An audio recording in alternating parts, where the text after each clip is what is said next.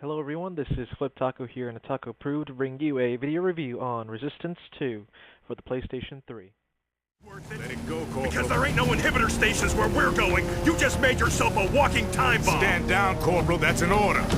When you do turn, and it won't be long now, I'll be the one who pulls the trigger. You hear me? I won't hesitate. Not even for a second. Offer accepted. Now, until that time arrives, let's consider the subject closed. Now, Resistance 2 takes, storyline-wise, it's after the events of Resistance 1 and Resistance Liberation.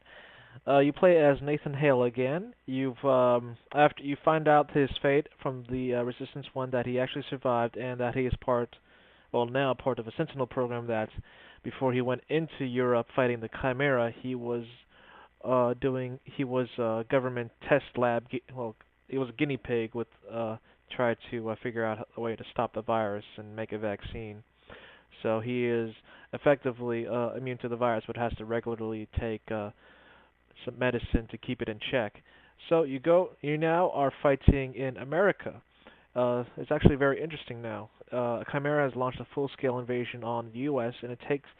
and the events take place in different areas, parts of the U.S., where America is trying to hold off the invasion, and Nathan Hale is eventually turning into a Chimera for himself. Now, I'm just going to leave the storyline at that, because I don't want to spoil it for everyone.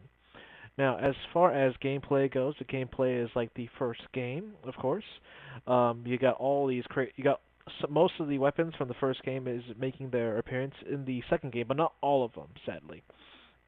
You do get to use some really nice and interesting new weapons to play around with, including a revolver, which is secondary is to blow up an object that the bullet hits in, and all that good stuff. As far as the multiplayer goes, the online multiplayer is extremely well done, to up to 60 players online duking it out on a server, lag-free. Yes, I thought it can't be done, but apparently it can on the PlayStation Network. There's also a really nice cooperative feature.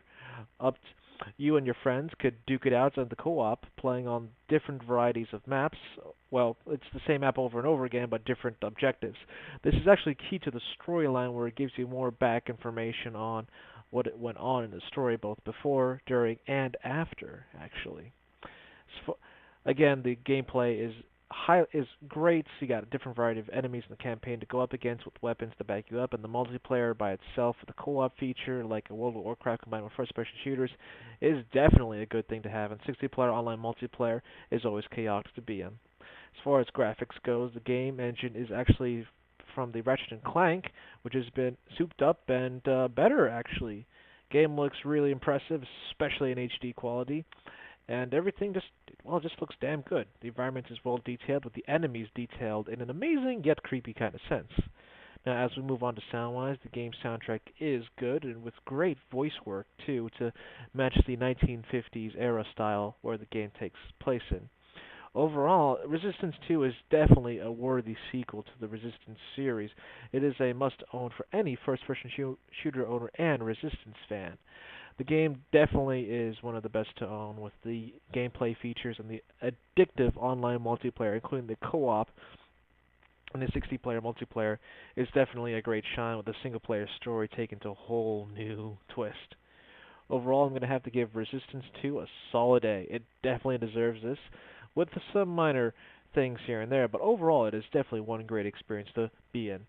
Again, I'm giving Resistance 2 a solid A. This is Otaku here in Otaku Approved, signing out.